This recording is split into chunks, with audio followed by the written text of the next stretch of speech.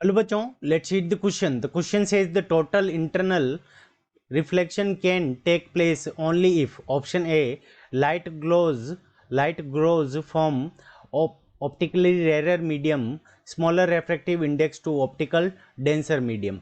Option B, light goes from optically denser medium to rarer medium. Option C, the refractive indices of two media are close to different. And option D is the refractive indexes of two media are widely different. ठीक है बच्चों. सो हमें इस question के अंदर क्या पूछा है कि जो हमारा टोटल इंटरनल रिफ्लेक्शन कब हो सकता है. ठीक है बच्चों. सो इस क्वेश्चन को करने के लिए हम क्या करेंगे, की कंसेप्ट अप्लाई करेंगे. सो की कंसेप्ट. अब की कंसेप्ट के अंदर हम सबसे पहले देखेंगे कि टोटल इंटरनल रिफ्लेक्शन हमारा होता क्या है. ठीक है बच्चों. सो टोटल इंटरनल रिफ्लेक्शन के अंदर क्या होता है कि रिफ्रैक्शन के केस के अंदर जब एक लाइट दूसरे मीडियम से एक मीडियम से दूसरे मीडियम में जाती है, सो ऐसे दूसरे मीडियम में अगर वो नहीं जा पाती तो उसको हम क्या कहते हैं, टोटल इंटरनल रिफ्लेक्शन हो कहते हैं. तो ये कब होता है, when A light when a light ray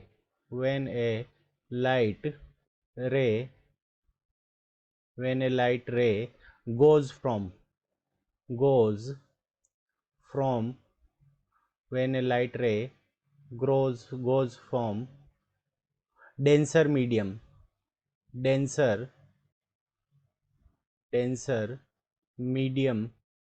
to rare. ठीक है बच्चों. अगर हमारी लाइट रे क्या करे, डेंसर मीडियम से रेयर मीडियम की तरफ अगर हम जाएं तो उस कंडीशन के अंदर हमारा क्या होता है, टोटल इंटरनल रिफ्रैक्शन होता है. ठीक है बच्चों. रेयर मीडियम, तो उस कंडीशन के अंदर हमारा क्या होता है, टोटल इंटरनल रिफ्लेक्शन होता है. ठीक है बच्चों. अब टोटल इंटरनल रिफ्लेक्शन के लिए एक कंडीशन होती है, उस कंडीशन को फुलफिल करना जरूरी है. तो उसको हम डायग्राम से देख लेते हैं.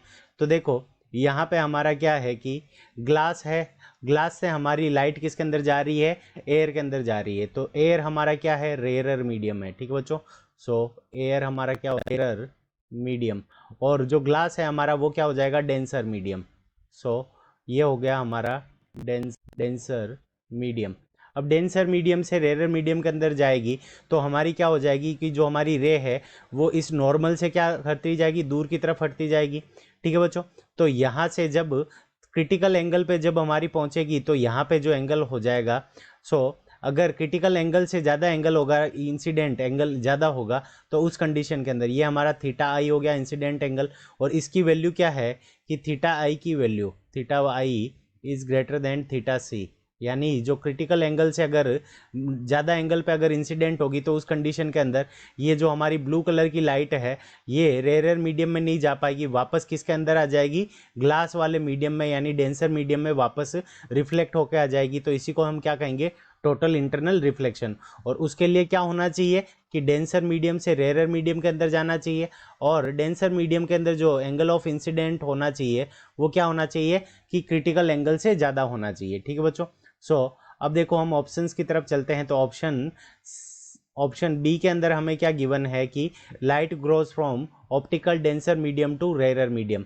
तो इस कंडीशन के अंदर अगर थीटा इंसिडेंट की वैल्यू अगर थीटा सी से बड़ी होगी तो ही हमारा क्या हो पाएगा, टोटल इंटरनल रिफ्लेक्शन हो पाएगा. So option B is the correct answer of this question. I hope you understood it well. Best of luck. Thank you.